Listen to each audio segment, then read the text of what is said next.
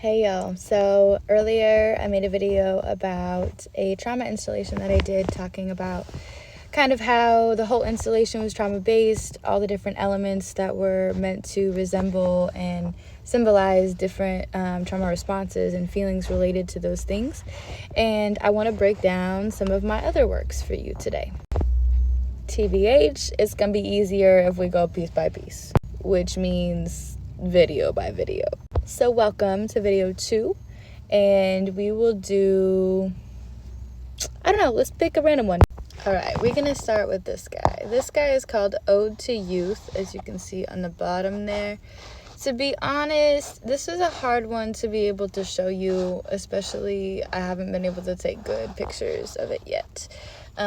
She's one of the ones that is currently in a gallery, so when I get her back, we're gonna do some photo shoots of those ones. So I just want to kind of talk about her for a little second. So first thing that you see, or I see at least, are the ribbons that we can see coming down. There are pink sheer ribbons, and then there's a couple like red ones, and then there's this one that has like a little bow on it. And what's interesting to me about those is that you can't see it very good, but there's a couple that have like some red paint on them. And so to me, that symbolizes and has this like conceptualization of being a daughter in a very like traditional family where I'm the only daughter, I'm the youngest child, and here I am like, oh, she's so sweet, we love her, you know. But some of that like innocence is stained.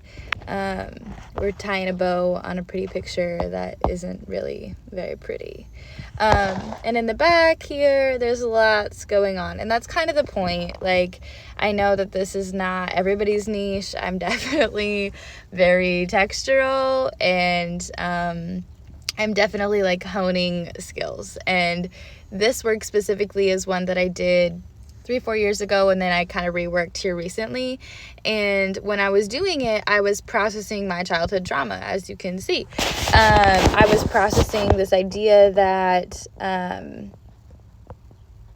my childhood looked like I had everything that I needed. It looked very normal from the outside, and for a long time I thought that it was. It didn't take me until I was about 18 to really understand, like, there's a reason why I don't really love my home life. And it took me getting into college and learning vocabulary and social work to realize that the dynamics that were going on in my family were not normal, that it wasn't a proper attachment, that I wasn't being emotionally supported the way that I needed to be, that there was some toxic things going on. There was a lot of enmeshment. And so there was just a lot of pressure and dynamics and role dynamics, and not enough support for us. And so being able to kind of process that here we have like this image that as a child, like, we assume is great, we assume is normal, because why would our parents not give us anything different, right? Like, my parents love me, and my parents do love me, and I knew that. And I think that, like, what's really important is to know that it is completely plausible for trauma and abuse to occur unintentionally. That impact is always going to matter over intention, that someone can have the best of intentions and still cause harm, right? We see that all the time. And so that was like a really big case for me. So this work is a great depiction of me processing that. So the other things that I guess I want to kind of note before I show you a different picture where I kind of moved some of those ribbons are through the ribbons we can kind of see some things peeking out. We see a hot air balloon peeking out, a swing set.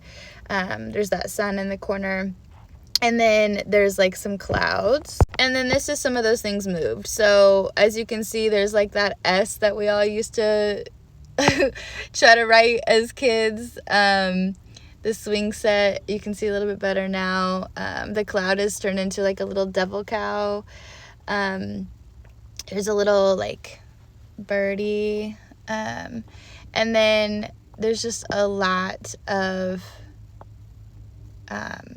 blurriness, I suppose. Like, that's the way that I want to express that. There's a lot of entanglement, like colors aren't very clear, and the air balloon isn't very clear. Nothing is very clear.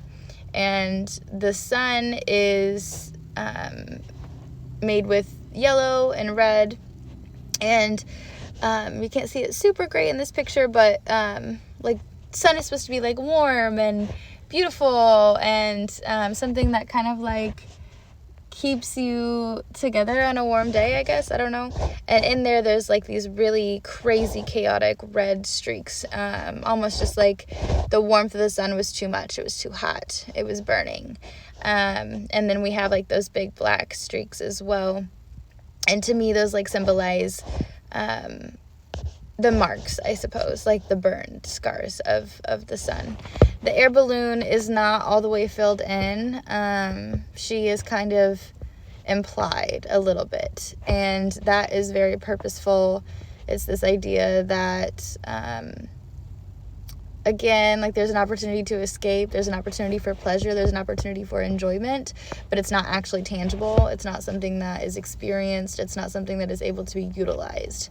And then down here you can see like a birdhouse, and then there is words all over the place. And I actually took this picture before I added a couple more things and kind of tweaked those. So I'm kind of showing you it when not in its final form. But the words up here in this corner, they say "I promise," and then in the words down here in this corner it says "Be perfect, be perfect, be perfect, be perfect," over and over again.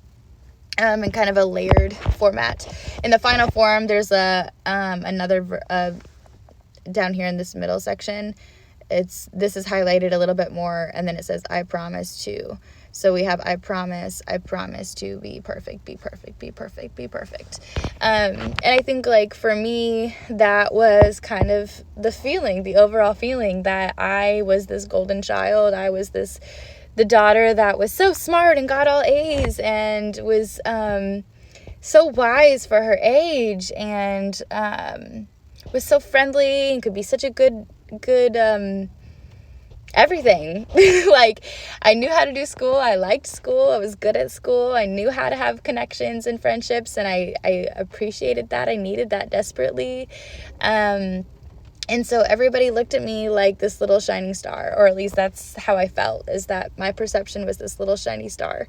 And I did not feel like a shiny star, ever. I felt like I was this little baby lone something in a mass of darkness, that I was trying to look for light to guide me, and there was none to be found.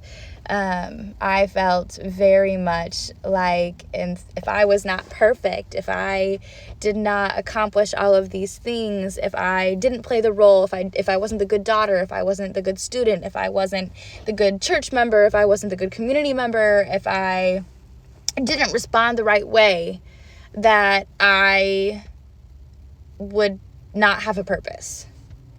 And that I didn't know. It was very fear-based. Like, I didn't know what was going to happen to me if I didn't play these parts, if I didn't play these roles. And if I didn't play them well enough, I knew that I was going to be criticized and punished. And not, my family was not physical. So it was in different versions, but I was very fearful a lot of the time about what would occur if those things were not met, if I didn't meet the needs of other people. And I think that's kind of where that little cow devil comes in, where we have like this idea that, like, we have these clouds and they're supposed to be pretty and beautiful and something that we like try to guess like the shape of, and instead we're seeing reds and blues and all these like really weird colors that don't belong in clouds, or not in this sense at least.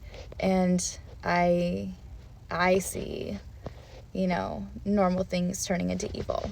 I see normal things turning into opportunities for hurt and harm, and opportunities for things to not go the way that I need them to go, and to not be clear, and to not be consistent. So that's this one unwrapped. If you have any questions, I'd love to hear them. Thanks for listening.